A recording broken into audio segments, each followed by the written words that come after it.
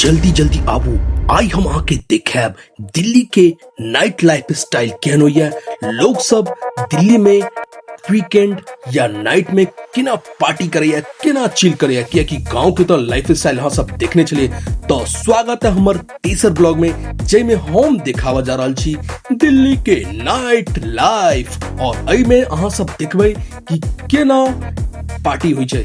और बता दिया हम छी एखन दिल्ली के सबसे फेमस नोएडा सेक्टर 18 और अतः रंग बिरंग के dance club, dance bar, beer bar वगैरह वगैरह। तो लग चली छी हम अहाँ के एगो फेमस डांस क्लब में, जता हेते जमकर डांस। तो बॉलीवुड सॉन्ग्स पर लाइक सके कॉपीराइट्स, तो सिर्फ डांस ही दिखा सके छी, बाकी वीडियो में म्यूजिक अलग रहती या की रहत पता नहीं, वो तो वीडियो के आगा देखो पता चलत। और मजा बहुत आवला दिल्ली के नाइट लाइफ स्टाइल देखला के बाद।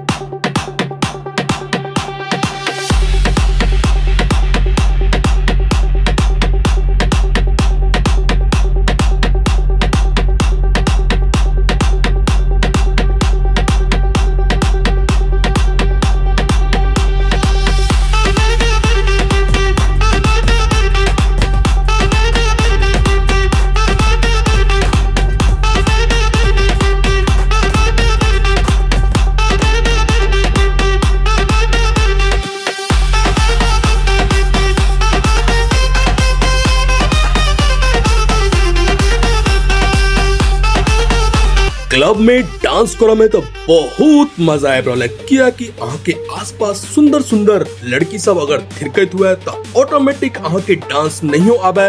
और बॉलीवुड के जबरदस्त अगर म्यूजिक बजाए तो ऑटोमेटिक अहाँ डांस कर लगे छी।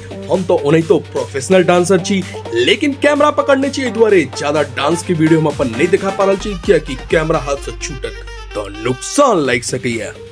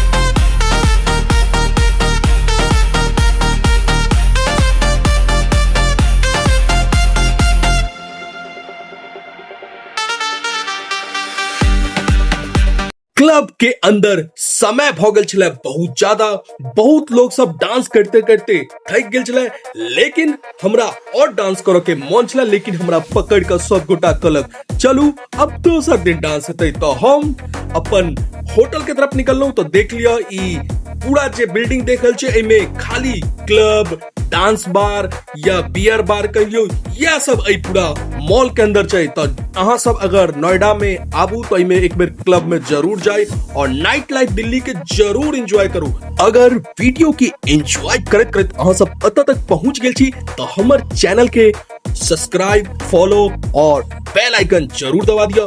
इन्हें बेस्ट मैथिली ब्लॉग या मिथिला रिलेटेड वीडियो सब इस चैनल पर मिलत रहत।